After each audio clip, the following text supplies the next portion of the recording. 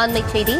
பெண்களுக்கு பாதுகாப்பு இல்லாத மாநிலம் தமிழ்நாடு என்பதற்கு மற்றும் ஒரு சாட்சி கோவை சம்பவம் என தாவேக தரப்பிலிருந்து தெரிவிக்கப்பட்டிருக்கிறது. அண்மை செய்தியாக பார்த்து வருகிறோம். கூடுதல் விவரங்களோடு இணைகிறார் நம்முடைய செய்தியாளர் ஜெரி. ஜெரி, வணக்கம். விரிவான விவரங்கள். கோவை பாலியல் வன்கொடுமையை கண்டித்து தமிழக வெற்றிக் கழக கொள்கை பரப்பு பொதுச் செயலாளர் அருண்ராஜ் கண்டன அறிக்கையை எக்ஸ் வலைதளத்தில் பதிவிட்டிருக்கிறார். அதில் பெண்களுக்கு பாதுகாப்பு இல்லாத மாநிலமாக தமிழ்நாடு மாறியுள்ளது என்பதற்கு கோவை தனியார் கல்லூரி மாணவி மீது நிகழ்த்தப்பட்ட கூட்டு பாலியல் வன்முறை மற்றும் ஒரு சாட்சி என்று குறிப்பிட்டிருக்கிறார்.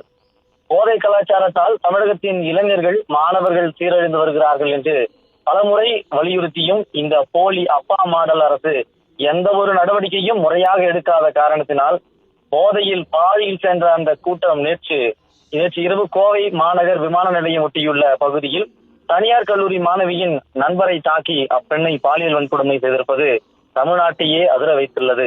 தமிழ்நாட்டின் மகள்களுக்கு பாதுகாப்பு தர முடியாத திமுக அரசு வெட்கப்பட வேண்டும். குற்றவாளிகள் அச்சமின்றி சுற்றுகிறார்கள். ஏனெனில் முதல்வரின் இரும்பு கை தமிழ்நாடு மக்களை அல்ல, திமுக அமைச்சர்களை ஈடி பிடியில் இருந்து காப்பாற்றத்தான் பயன்படுகிறது.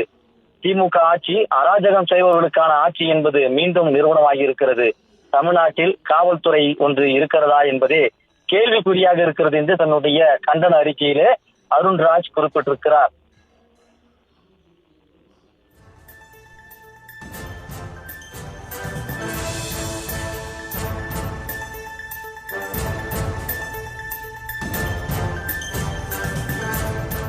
விவரங்களை வழங்கியமைக்கு நன்றி ஜெரி.